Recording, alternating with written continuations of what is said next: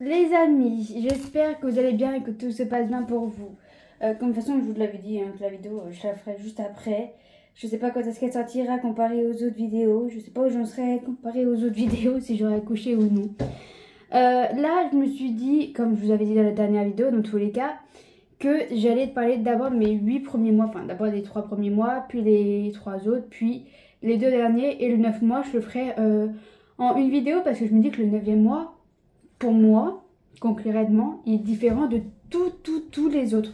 Vraiment, mon 9e mois, parce que là il me reste je sais pas combien de temps, mais mon 9e mois comparé aux autres ne s'est pas, ne s'est pas du tout passé pareil. Je m'expliquerai, vous comprendrez clairement, voilà. Mais ça n'a pas du tout été pareil. Donc j'espère que la vidéo va vous plaire. N'hésitez pas à me dire en commentaire vous comment ça se passe. Euh, Si vous voulez des renseignements, savoir si je peux vous aider. Hein. Ça se trouve, il y a des choses que moi, ma sage-femme m'a dit qu'on vous a pas dit, ou qu'on vous a dit que moi, par exemple, on m'a pas dit que ça aurait été bien que je le sache. Donc n'hésitez pas à me dire, Lucky. N'hésitez pas à me le dire en commentaire, ça me fera plaisir. Comme d'hab, abonne-toi aussi, commente, like, tout me fera plaisir. Et du coup, c'est parti. Donc, en premier temps, on va parler du premier trimestre où je dirais que ça a été les pires mois de toute ma vie. Parce que bah, je bossais, mais ça c'était pas encore trop dérangeant. Là je me souffle plus vite. Juste là j'ai parlé super vite, je sais pas quoi, je suis essoufflée.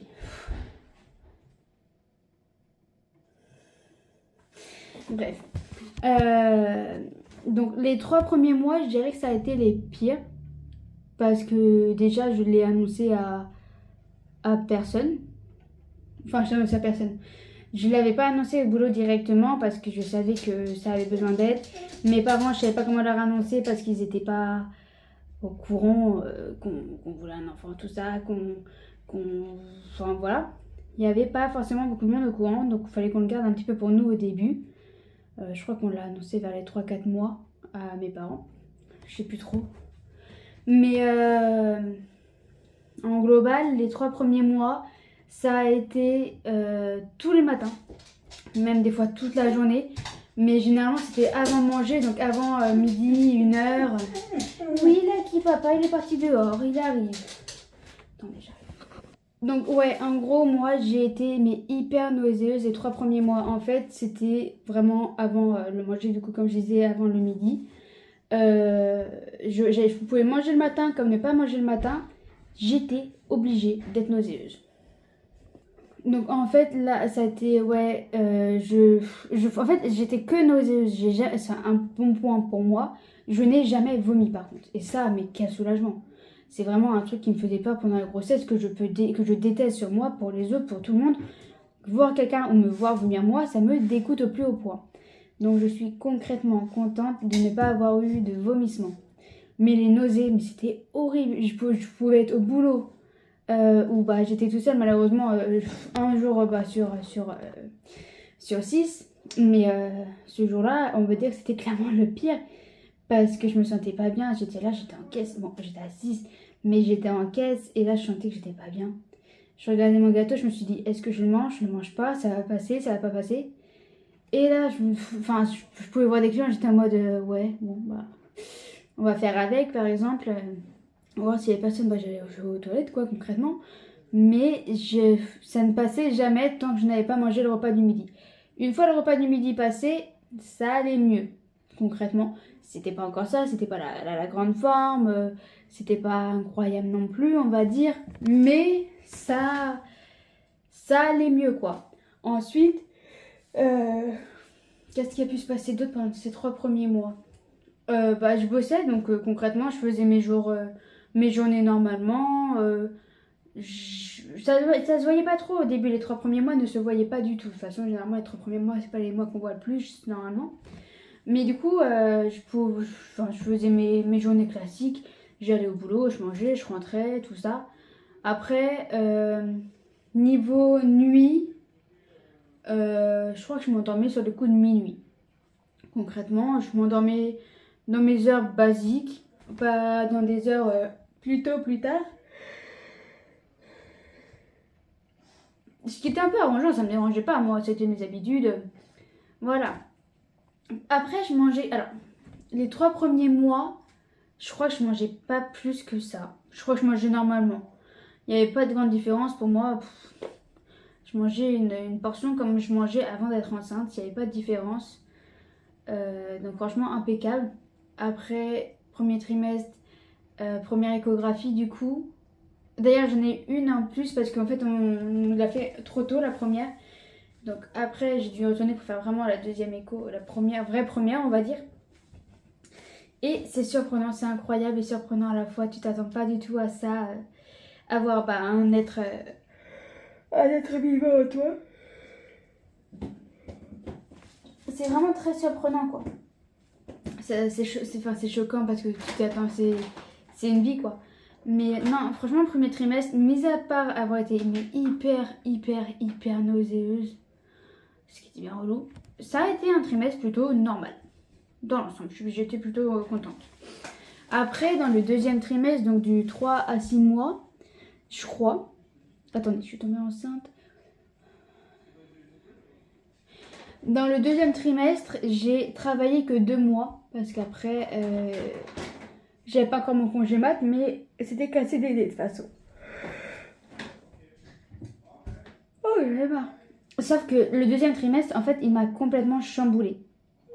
Parce que j'étais plus nauséeuse, j'avais plus de soucis, je me sentais mieux, mais beaucoup plus fatiguée. Sûrement, c'était à cause du fer, en fait, je mangeais plus de viande rouge, enfin, j'étais grave en manque de fer. Donc du coup, j'étais claquée tout le temps, limite au boulot, si je m'endormais pas à 4h de l'après-midi, alors que je terminais le boulot à 7h le soir, des choses comme ça, c'était horrible, compliqué, enfin, tout ce que vous voulez, quoi. Donc c'était clairement relou. Ensuite, deuxième trimestre, c'est vers là qu'on l'a annoncé à mes parents, qui ont été choqués sur le coup, c'est sûr, hein, c'est normal, mais qui ont très bien réagi. Après, comme ils l'ont dit eux-mêmes, ils vont pas me renier parce que j'attends un bébé. Ce qui est normal, on va dire. Après, chaque parent, chaque personne réagit différemment. Je l'ai annoncé, je crois, à ce moment-là à ma grand-mère, enfin mes grands-parents, à ma soeur. La famille de mon copain était déjà au courant, mais ça s'était très bien passé. Comme ça s'est très bien passé avec ma famille aussi. Les réactions n'ont pas du tout été les mêmes dans tous les cas. Mais en fait, quand je dis que le deuxième trimestre m'a complètement chamboulée, c'est qu'en fait, je commençais à prendre du poids, donc à fatiguer un peu plus, à avoir plus de mal à dormir, parce que moi, habituellement, je dors tout le temps sur le ventre, et là, dès les premiers mois, j'ai arrêté de me coucher sur le ventre, et en fait, ça m'a complètement chamboulée dans mes nuits. C'est même au deuxième trimestre qu'on a acheté le coussin d'allaitement, mais quel bonheur ce truc.